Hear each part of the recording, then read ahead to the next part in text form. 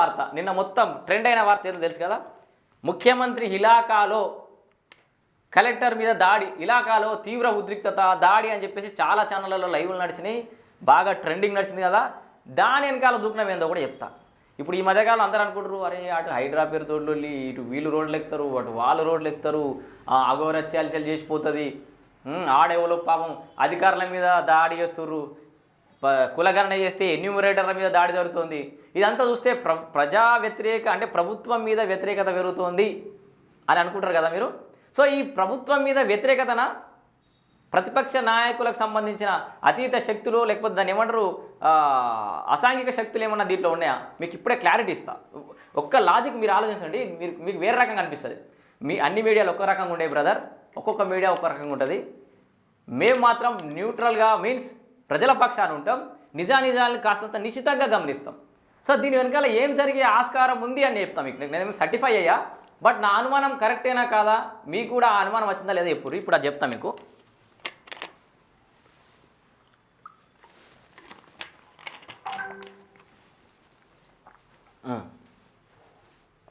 ఈ వార్త ఎడిగో ఇగో తమ్నేల్ మీద ఇంపార్టెంట్ వార్త, ఇది రెండొక వార్త. 15 కోట్లకు సంబంధించిన దుర్వినియోగానికి సంబంధించిన ఒక వార్త అయితే ఇది మెయిన్ మన టాపిక్గా పెట్టుకున్నాం కదా. లగచర్లలో ఉద్రిక్తత, గ్రామానికి వెళ్ళిన వికారాబాద్ జిల్లా కలెక్టర్ ఆఫీసర్లు, ఫార్మా విలేజ్ కంపెనీ భూసేకరణ కోసం మాట్లాడేందుకు రాళ్ళు కర్రలతో దాడికి పాల్పడ్డ గ్రామస్తులు. సో పలువురికి గాయాలు, కార్లు ధ్వంసం, దాడి నిరసిస్తూ పెన్ డౌన్ ట్రెసా, ఎవరిని వదలబోమని మల్టీజోన్ 2 డీజీపీ అంటుండు, నాపై దాడి జరగలేదు కలెక్టర్ ప్రతీక్.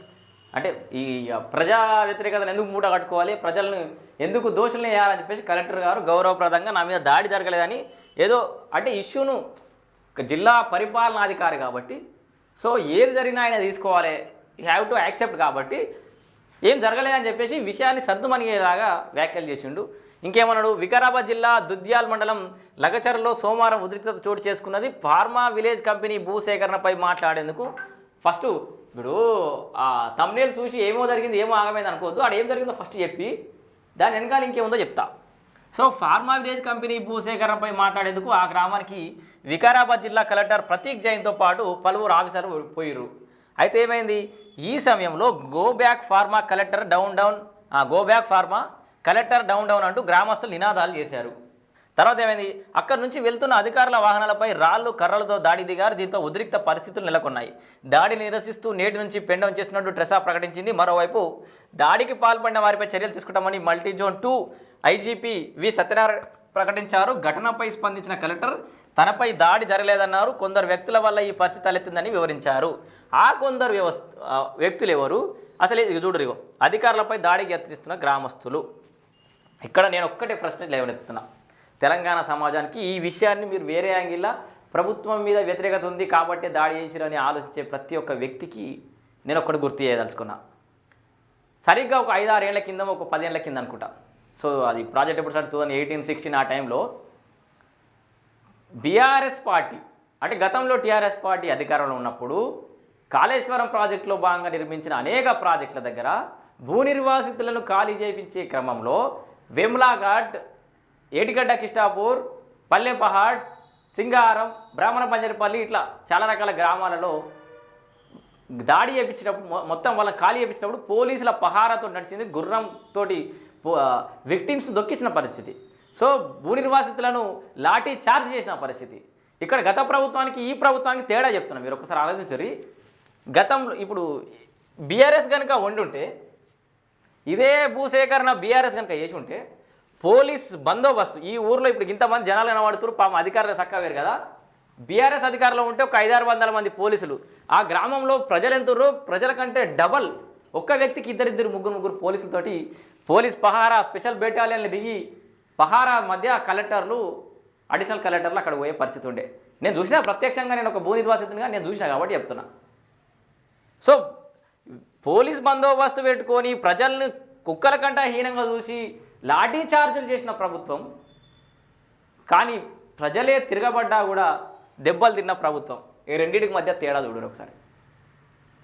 గతంలో ధర్నా చౌక్ కాడ ధర్నాలు చేస్తామంటే అసలు ధర్నా చౌక్ ఎత్తేసిన ప్రభుత్వం, ఇప్పుడు ఎవరికి కష్టం వచ్చినా, ఎవరికి నష్టం జరిగినా, ఎవరి డిమాండ్లు ఏమున్నా కూడా నువ్వు అశోక్ నగర్ రోడ్డు మీదకి పోతావా, గాంధీ పార్క్ దగ్గర పోతావా, దాన్ని మన నెహ్రూ పార్క్ దగ్గర పోతావా, గాంధీ పార్క్ దగ్గర పోతావా, ధర్నా చౌక్ పోతావా, ఎక్కడ పోతావో నీకు నచ్చిన జాగాలో నిరసన చేసుకునే స్వేచ్ఛ ఏ ప్రభుత్వం కావాలి మీకు?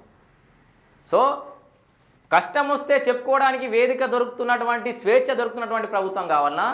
ఎంత స్వేచ్ఛ అంటే ఆఖరికి అధికారుల మీద కూడా తిరగబడి రాళ్లతోటి కర్రలతోటి దాడి చేసేంత స్వేచ్ఛ ఉన్న ప్రభుత్వమా?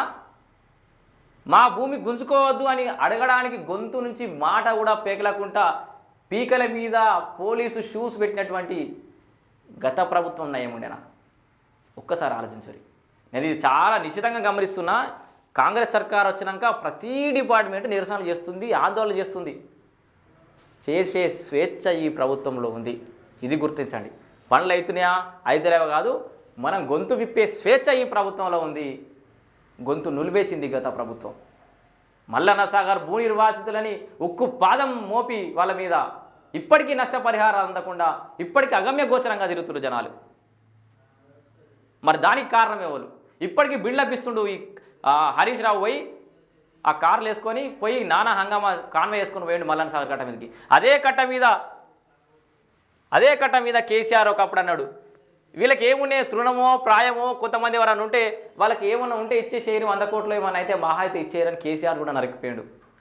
ఇవారు కేసీఆర్ అటెంకల రాలే. ఇటు మల్లన్న సాగర్ భూములు కోల్పోయినా మల్లన్న సాగర్ కట్ట మీదకి మళ్ళీ రాలే. ఇవన్నీ తీసుకుపోయి ఎక్కడో పునరావాసం కల్పించిన గజ్వేల్కి, మా గజ్వేల్కే ఎమ్మెల్యే అయ్యిండు 2 టర్మ్స్, ఇంతవరకు అడుగు పెట్టాలి పాపిస్టోడు. సో నేను ఏమంటున్నా అంటే మీకు చాలామంది ఇవన్నీ నేనే అంటే గతంలో ఈ మల్లన్న సాగర్ సంబంధించిన ఇష్యూస్లో ఉన్నాయి, మన వీడియోలో బాగా వస్తున్నాయి. ఇగో అప్పటి కలెక్టర్ కృష్ణభాస్కర్ వాళ్ళంతా. సో విషయం ఏంటంటే ఇక్కడ డిఫరెన్స్ ఏంటంటే ప్రభుత్వాన్ని అస్థిరపరచడానికి, శాంతి భద్రతల సమస్యలు లేవనెత్తడానికి ఎక్కడ అవకాశం దొరికితే అక్కడ వీళ్ళ ఆందోళనలో నిజాయితీ ఉంది. నేను ప్రజలు తప్పుపడతలేను. ప్రజలకు ఫార్మా కంపెనీ కోసం భూములు ఇవ్వద్దని, ఫార్మా కంపెనీ కాదు దేనికోసమైనా భూములు త్యాగం చేయాలంటే వాళ్ళకి కనతాళిని త్యాగం చేసినంత బాధగా ఫీల్ అవుతారు. బాధ ఉంటుంది. వాళ్ళకి తగిన నష్టపరిహారం ఇచ్చి వాళ్ళని సాటిస్ఫై చేసి ఎంత చేసినా కూడా ఆ ఉద్వేగం, ఆ బాధ అది తీరని లోటే. అయినప్పటికీ కూడా అభివృద్ధి కావాలంటే సరే మల్లన్న సాగర్ మేము వదిలిపెట్టుకున్నాం, రంగనాయ సాగర్లో వదిలిపెట్టుకున్నారు. రోడ్లు పోయేటప్పుడు భూములు పోతాయి, కాలువలు పోయేటప్పుడు భూములు పోతాయి, చిన్న కంపెనీ పడితే భూములు పోతాయి. అంతేందుకు మీ ఊర్లలో సీసీ రోడ్లు వేస్తుంటే కూడా కొన్ని ఇల్లు కట్ అవుతూ ఉంటాయి. సో నిర్వాసితులు అంటావా, నువ్వు బాధితులు అంటావా, విక్టిమ్స్ అంటావా, ఏమంటావా, వాట్ ఎవర్, ఇట్లాంటిదనే కామన్ థింగ్ డెవలప్మెంట్లో.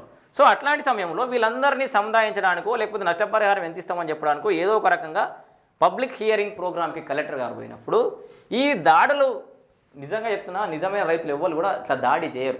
మేము చేయలే, పోలీసులు మమ్మల్ని చూస్తూ దొక్కినా కూడా మేము ఏం దాడులు చేయలే అప్పుడు కూడా. మరి ఇక్కడ దాడులు జరిగినాయి అంటే దీనిలో ప్రతిపక్షాల కుట్ర ఉందా లేదా అనేది మాత్రం ఆ యాంగిల్ ఖచ్చితంగా ఆలోచించాల్సిన అవసరం ఉంది. నేను ఇక్కడ కాంగ్రెస్ ఎత్తుకోవట్లే. ఇట్లాంటి ధోరణి ఏదైతే ఉందో, ఇట్లాంటి పద్ధతి ఏదైతే ఉందో రాష్ట్రానికి మంచిది కాదు అంటున్నా. 10 ఏళ్ళు అధికారం అనుభవించారు, ప్రజలు మార్పు కోరుకున్నారు, ఇంకో పార్టీకి అధికారం కట్టబెట్టిరు. సో వాళ్ళు కావాలని కోరుకున్నామా లేదా తర్వాత మీరు వద్దని అనుకున్నాం, అవతలవాడు కూడా అధికారంలోకి వచ్చిండు. ఈ 5 ఏళ్ళు అయితే వాళ్ళ టర్మ్కు పరిపాలించే హక్కు అవకాశము వాళ్ళకు ఉంది కదా. ఈ 5 ఏళ్ళ తర్వాత మళ్ళీ మేము నిర్ణయం తీసుకుంటాం కదా. మధ్యలో ప్రతి ఆందోళనలో మొన్న ఆటో యూనియన్ల లొల్లైతే కూడా కేటీఆర్ పిలువని పేరు అంటకు పోయిండు, పోతే ఇజ్జత్ తీసుకున్నాడు. నిన్ను ఎవరు రమ్మన్నారని చెప్పేసి ఆడ నినాదాలు ఇచ్చారు. సో ప్రజలు కానీ మిగతా అన్ని రంగాల అసంఘటిత రంగాలే కానీ ఇంకే రంగాలు కానీ వాళ్ళకి సమస్యలు ఉంటే వాళ్ళు ధర్నాలు రాస్తారు, వాళ్ళు చేసుకుంటారు, ప్రభుత్వాన్ని ఏం అడగాలని అవి అడుగుతారు. మీరు అనవసరంగా మీరు చేసిన విధ్వంసం అంతా ఇంత కాదు, మీకు ఎక్కడ కూడా మాట్లాడే హక్కు లేదు, ప్రతిపక్షంలో ఉండే హక్కు కూడా మీకు లేదు, అంత దరిద్రంగా చేశారు. సో ఇగో ఇక్కడ ఉంది బీఆర్ఎస్ రెచ్చగొట్టే పాలిటిక్స్, ప్రభుత్వంపై కృత్రిమ ఆందోళనలు, అన్ని నిరసనల వెనుక గులాబీ నేతల హస్తం, పార్టీ ఇమేజ్ పోతుందని కేడర్ రుసరుసలు. సో వాళ్ళ కేడర్ బీఆర్ఎస్ పార్టీ కేడర్కే ఉందట. అమ్మ బీఆర్ఎస్ పార్టీ ఇజ్జత్ పట్టి జనాలు కొట్టిన అర్థమైపోతుంది కదా. ప్రతి విషయాన్ని రాద్ధాంతం చేసి ప్రతి విషయంలో మనం ఇన్వాల్వ్ కావడం, జెన్యున్గా గ్రామస్తులకు ఏం కావాలో వాళ్ళు ఓట్లాడుకుంటారు. బై మీరు కాదా నిర్వాసితులను ఎక్కువ మంది తయారు చేసింది తెలంగాణ మొత్తంలో. సంక్షేమ పథకాలు పొందేటోళ్ళ సంఖ్య కంటే ఎక్కువ భూములు కోల్పోయిన వాళ్ళ సంఖ్యనే ఎక్కువ ఇవ్వాలి తెలంగాణలో. ప్రతి ఊరికి భూ నిర్వాసితులు ఉన్నారు. చెరువుల శిఖంలో భూములు ఉన్న వాళ్ళకి చెరువులు నింపుతుంటే భూములు పోతూనే వాళ్ళకి నష్టపరిహారం ప్రకటించినావా? ఇదివరకన్నా వర్షాలు పడ్డప్పుడు ఇంకెప్పుడు ఒక కాకుండా నెక్స్ట్ సీజన్లో ఒక పంట పండించుకోరు, ఏక ఫసలన్నీ ఉండేది. ఇప్పుడు అది కూడా లేకుండా చేసినావు. కాళ్ళ పేరుతోటి భూములు పోయినాయి, ప్రాజెక్టుల పేరుతోటి భూములు దోచుకున్నావు. నువ్వు చేసిన విధ్వంసం ఎంత? ఇక్కడ వీళ్ళకి తగిన నష్టపరిహారం కలిగించడానికి శాంతియుత నిరసన అయ్యి వీలైతే కేటీఆర్ కానీ హరీష్ అన్న కానీ లేకపోతే మన కేసీఆర్ బాబు ఎట్లా బయటకు వచ్చేటట్లేడు కానీ నిరసన దీక్ష చేయరి, ఆమరణ నిరాహార దీక్ష చేయరి. తెలంగాణ ప్రజలు ఇబ్బంది పడుతున్నారు ఈ కాంగ్రెస్ పాలన వల్ల. చెప్పిన హామీ ఒక్కడు కూడా నెరవేర్చలేరు. వాళ్ళ ప్రజల పక్షాన మేము నిరసన ఆమరణ నిరాహార దీక్ష చేస్తున్నామని టెంట్ వేసుకొని కూర్చోరి. ఆ స్వేచ్ఛ ఈ ప్రభుత్వంలో ఉంది. ధర్నా చౌక్ దగ్గర టెంట్ వేద్దాం, కూర్చుందాం, దండలెత్తా, నేను కూడా వస్తా. మల్లన్న సాగర్ సమస్యలు కూడా ఇక్కడ తీరలే. కేసీఆర్ బాబు నువ్వు ఎప్పుడొస్తావు అని 1000 కళ్ళతో ఎదురు చూస్తున్నాం బయటకు. కేటీఆర్ పని అయిపోయినట్టే, ఇక దొరికిపోయాడు. అది ఏంది ఢిల్లీకి పోయినట్టు కదా, ఏడ బాంబు వెళ్తుందని అని చెప్పేసి గవర్నర్ వీళ్ళేమో ఫస్ట్ గవర్నర్ దగ్గర పర్మిషన్ తీసుకురు ఈయన అరెస్ట్ చేయాలని చెప్పి. ఈయనాడికి పోయి బీజేపీలో 1, 2 నెంబర్ 1, 2, 3 దగ్గర పోయి కాలు మొక్కిందని పోయింది అని చెప్పేసి పొంగిలేట అంటుంటే ఏం జరిగిందో చూద్దాం. ఇక లగచర్ల ఉద్రిక్తత సంబంధి పరిస్థితి గిట్లుంది. ఇక మొత్తం చదువుదామా? వాట్సాప్లో ఏమొచ్చింది? అయ్యో బాసరా 888 ఏంటి ఇవన్నీ? బీఆర్ఎస్లో దాడి చేసిరానా? అరే అరే అరే అరే ఇగో చూడురి, క్లియర్ ఎవిడెన్స్ సంపాదించింది మన వార్తా ఛానల్. ఇగో చూడురి, ఇగో వీళ్ళ చూడురి. ఇగో కలెక్టర్ ముందు అంటే ఈ దాడి జరగడానికి ముందు ఓపెన్ చేస్తున్నా. దాడి జరగడానికి ముందు ఇగో కలెక్టర్ గారు ముందర మాట్లాడుతున్నట్టు వ్యక్తి ఇగో పచ్చ రంగు రుమాలు చుట్టుకుండా ఇగో గులాబీ రంగు, ఇగో గులాబీ కండువా. ఇగో చూడురి, ఇగో రామన్న, ఇగో ఎంత దారుణం పోయి. నేను జస్ట్ ప్రెడిక్ట్ చేసిన, మీన్స్ నేను ఇట్లా కూడా జరగచ్చేమో జరిగిందేమో అని అనుమానం వ్యక్తం చేసినా కానీ ఇప్పుడు క్లియర్గా సర్టిఫై చేస్తున్నా ఇది బీఆర్ఎస్ నేతలు బీఆర్ఎస్ కార్యకర్తలు ఆడిన నాటకం. శాంతి భద్రతల సమస్యను అధికారం పోయిందని జీర్ణించుకోలేక బీఆర్ఎస్ నాయకులు చేస్తున్నటువంటి నాటకాలు ఇవి. ఇవి అవునా కాదా మీరు చెప్పారు. కింద కామెంట్లు చేసేటోళ్ళంతా మీకు శాతం అయితే ఇది నిజమా కాదా మీరే ప్రూవ్ చేయరు. వీడియోస్ కూడా ఉన్నాయా?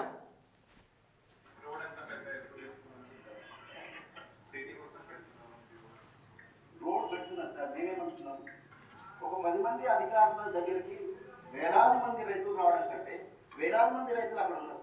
ఈ 10 మంది అధికారులు అక్కడికి రావచ్చు. మీరంతా కూడా పబ్లిక్ సర్వెంట్స్, పబ్లిక్ దగ్గరికి రావాల్సింది. వికారాబాద్ నుంచి ఇక్కడ వచ్చిన వాళ్ళు 2 కిలోమీటర్ల దూరంలో ఉన్నారు.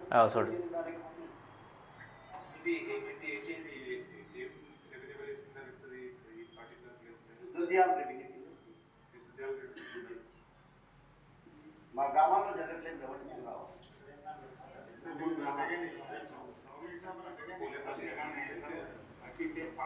సో ఈ పెద్ద మనిషి తొలకపోయినా అన్నట్టు ఆడికి బీఆర్ఎస్ నేత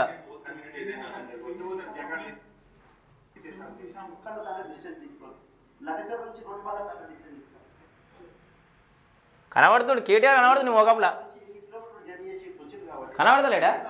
చూసేటోళ్ళు మీరే.